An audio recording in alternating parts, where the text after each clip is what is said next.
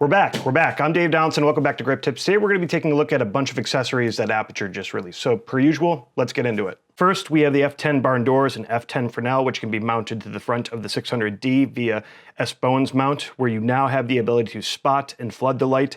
And I wanted to see how much more the source gives you when you're completely flooded out or spotted. At roughly 2 meters, I got a reading of 28,200 lux, or rather 2,620 foot candles. However, when fully spotted, I got a huge jump of 82,700 lux and 7,680 foot candles. You also have the Barndoors, which are now available, which can be attached to the front of the Fresnel to give you more control, or if you wanted to, say, gel light. Now, when I got my Barndoors, the Barndoors had kind of a hard time staying in one position. They would either kind of move to one side or the other because they're big Barndoors, which isn't a big problem. I mean, I was able to go in there and fix it with an Allen key set and a little wrench. But at the same time, something I just wanted to point out to all manufacturing companies out there, if you could do us a favor, in the same way that you are always looking for threading to be either 1/4-20 or 3/8/16, try and make the drive of whatever those screws are a 3/16 drive, because we're typically always going to have a speed wrench with us. So being able to have a tool that actually fits,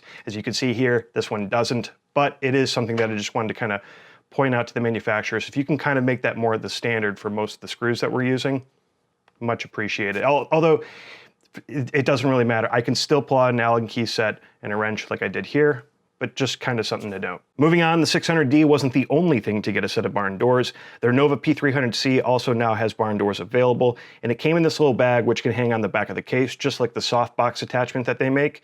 But I will say this, you can attach the Barndoors to the fixture and it will still fit inside of the hard shell case, which was a little bit of a concern of mine, but they do, and I don't know if they necessarily recommend this or not, but this is where I'll be keeping mine from now on.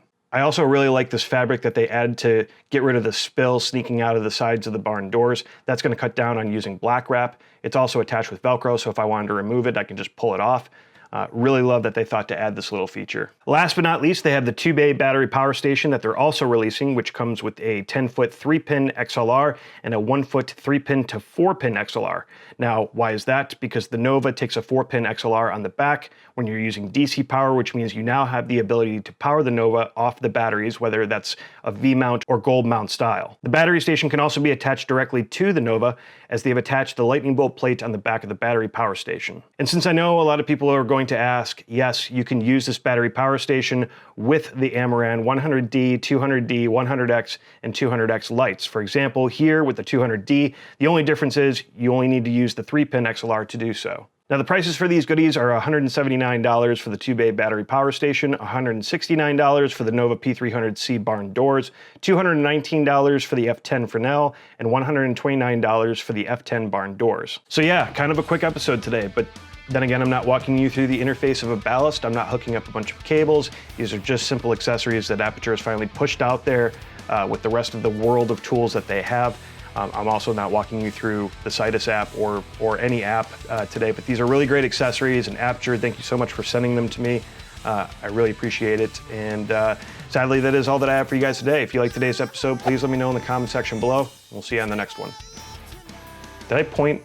I don't do that. I don't do that.